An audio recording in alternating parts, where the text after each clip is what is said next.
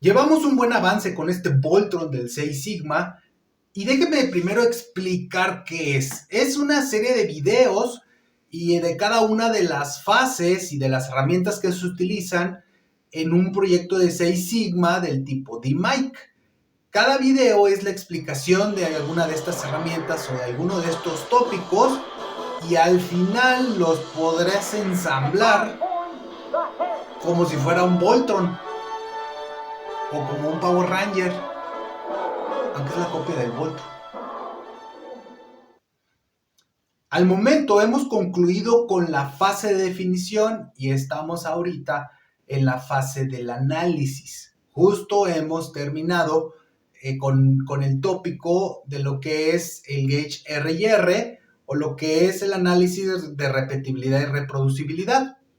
Y ahora vamos con el tópico referente hacia las variables. ¿Qué son y cuáles son las clasificaciones que se tienen en las variables que componen un proceso? Arre.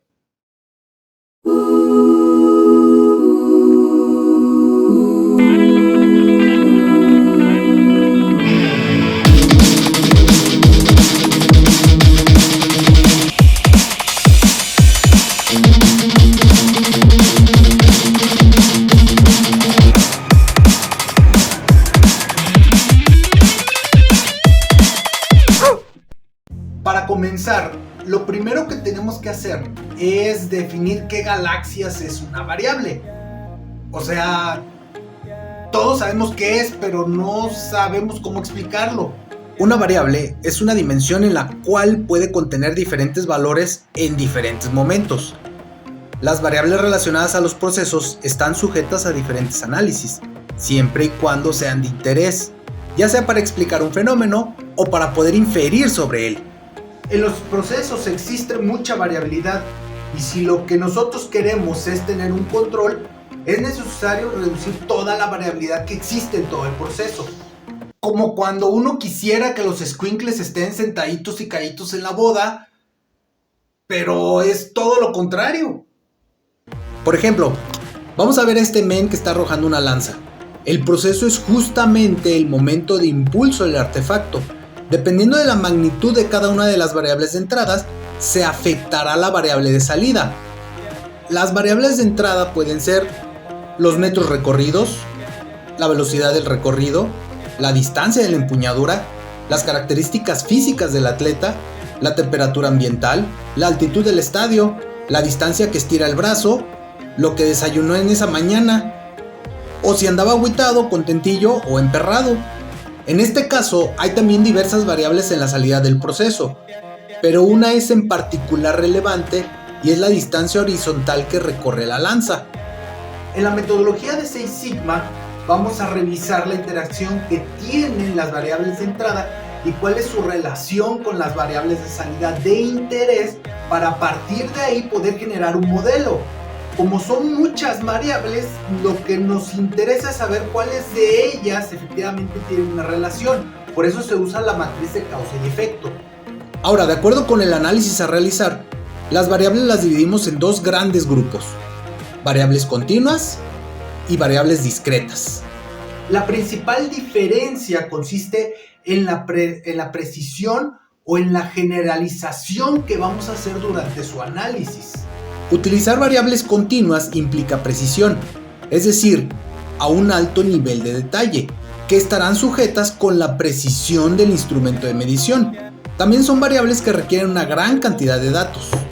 El utilizar variables discretas nos sirve para hacer generalizaciones o agrupaciones, donde el instrumento de medición no es tan necesario, sino se requiere resaltar sus atributos y no se requieren de tantos datos. Vamos a hacer un ejemplo con una misma variable, pero adoptando distintos enfoques. Imagínate que haces un estudio antropométrico y quieres determinar, cuál es la estatura promedio que tiene un latinoamericano. Entonces vas a tomar datos a diversos grupos, como para hacer una muestra que sea representativa. Como son miles de datos, vas a utilizar una determinada precisión. Por ejemplo, utilizarás los metros y los centímetros, o incluso podrás utilizar los milímetros. Puede tener tanta precisión como yo lo requiera. El chiste es saber para qué voy a ocupar esta precisión. Como son muchos datos, las variables continuas se representan gráficamente como una línea continua. Como esta distribución de la variable de estatura, esta es una distribución tipo normal y se le conoce también como la campana de Gauss, en donde el promedio va a situarse en la parte media y decrece de forma natural hacia los lados en la medida que haya menos casos. Ahora bien, vamos a utilizar otro punto de vista con esta misma variable. Imagínate que se va a realizar una producción cinematográfica en tu ciudad y están requiriendo extras para que aparezcan ahí, porque van a ser diversos personajes. Imagínate que en este caso la estatura es la variable a considerar y es la variable relevante e importante, pero para esta ocasión no nos interesa tanto el número, sino las... Por lo tanto, las personas van a aplicar a alguna de las categorías de acuerdo con su estatura. La variable de estatura se clasifica o se categoriza en Bantas, Wookiees, Gamorreans, Ewoks o gatos de Lothal. Si queremos graficar la distribución de estas variables, podemos notar que se hace justamente con las categorías, donde para el mismo caso de la estatura se tendrá una distribución normal, pero en este caso en secciones. Todo depende del enfoque que se necesite para el análisis. Las variables discretas, a su vez, se pueden clasificar de acuerdo con la naturaleza para cada agrupación. Las variables discretas incrementales o de rango, justo como en el ejemplo del segmento de acuerdo a la estatura que se da de forma incremental. También aplica para las famosas escalas de Likert o la cantidad de estrellas que le otorgas a un servicio, de 1 a 5. Variables discretas categóricas. Son categorías independientes sin un orden incremental. Por ejemplo, el día de la semana, el tipo de clima, tipo de flor, si son de rojo, verde, de dulce o de mole, o si es culpable Scooby-Doo, Shaggy o Scrappy. Ahora que lo pienso, en el nombre llevaba la penitencia. Y variables discretas binarias, que son sí o no, on, off, día, noche, hombre o mujer. Es pleno 2023, no me voy a meter en esos problemas. En este caso, para un proyecto de 6 Sigma de Mike, lo que nos interesa es el control de la variabilidad. Entonces necesitamos conocer cómo se relacionan las variables de entrada con las variables de salida o la variable de salida que es de nuestro interés, y a partir de ahí generar un modelo que pueda predecir su comportamiento. Las variables de entrada se manejan como datos discretos y la variable de salida también es una variable discreta. Podemos utilizar la herramienta de chi cuadrada. Si las variables de entrada son discretas, pero la variable de salida es continua, que es uno de los casos más comunes, vamos a utilizar la herramienta de la ANOVA. Para el caso de que las variables de entrada sean continuas y la variable de salida sea discreta, vamos a utilizar una regresión logística.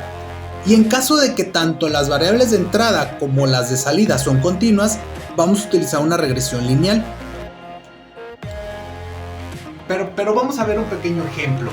¿Todos recuerdan la serie de Malcolm, el de medio? You're not the boss of me now, you're not the boss of me now, que es una serie de culto y estaba adelantada a su tiempo. En la temporada 2, en el capítulo que se llama Boliche, se trató de la serie perfecta de Hal en el boliche. En uno de sus múltiples problemas mentales, creyó que repitiendo cada uno de los pasos del proceso de forma exacta, podía replicar el mismo resultado. Si vemos la naturaleza de las variables de entrada, son categóricas: cierra abajo, cierra arriba, tomar refresco, no tomar refresco, movimiento de cabeza, no movimiento de cabeza, limpiar zapato o no limpiarlo, la cantidad de pasos, decir la frase es genial o no hacerlo. Y la variable de salida a su vez es discreta también, es una chuza o no es una chuza. La herramienta para el análisis en el control de proceso más apropiada en este caso sería chi cuadrada. Pero, ¿qué pasaría si quisieras tener un poco más de precisión respecto a la salida? Esto le serviría para saber si alguna de las variables de entrada le hiciera un pequeño cambio, podría ver el resultado en la variable de salida. Tendría para este caso que cambiar el enfoque de la variable de salida. En lugar de ser chuza o no chuza, podría ser la distancia que se desvía la bola del centro, o también se podría hacer con la fuerza que lo impacta. Obviamente va a depender del instrumento de medición, pero sin duda sería de mucha utilidad contar con él. Como ahora tiene una variable de salida continua y las variables de entrada son discretas, en este caso estaríamos utilizando una nova. Ahora, si quisiera mayor precisión en las variables de entrada y en las variables de salida, podría cambiar el enfoque con algunas variables de entrada como la distancia recorrida, la altura del brazo, los milímetros a los que suelta la bola.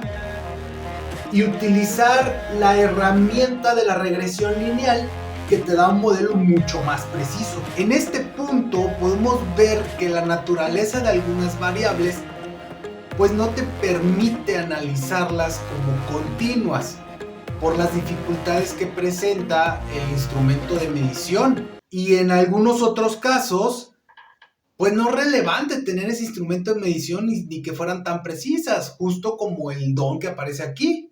Si la variable de salida solamente se puede medir en términos discretos por la dificultad de la medición, se puede utilizar una regresión logística, aunque en algunos de estos casos se puede optar por empezar a medir una variable que la pueda predecir. Por ejemplo, si la variable de salida de interés es reducir el número de accidentes laborales, pues no es conveniente medirlo en la cantidad de accidentes que podrían ocurrir.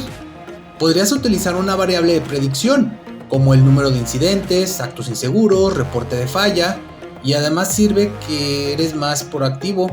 El objetivo de la metodología de DMAIC es la de poder controlar un proceso. Un proceso que está en control es un proceso predecible, y si es predecible es adaptable, una característica que se aprecia mucho en los contextos actuales de globalización e interconectividad. El conocer la naturaleza de las variables, en este caso, nos permite poder seleccionar la mejor herramienta que nos convenga para tener un buen análisis y a partir de este análisis tener el mejor modelo. Bien, eso es todo en esta ocasión. En el siguiente video veremos más de cada una de estas herramientas y cómo utilizarlas y algunos ejemplos. Si tienes alguna duda o recomendación, pues lo puedes poner en los mensajes. Y si este tutorial ha sido de utilidad para ti, pues déjale un me gusta y recomiéndalo con pues, alguien que ande también atoradillo. Y eso es todo. Muchas gracias. Nos vemos para la próxima.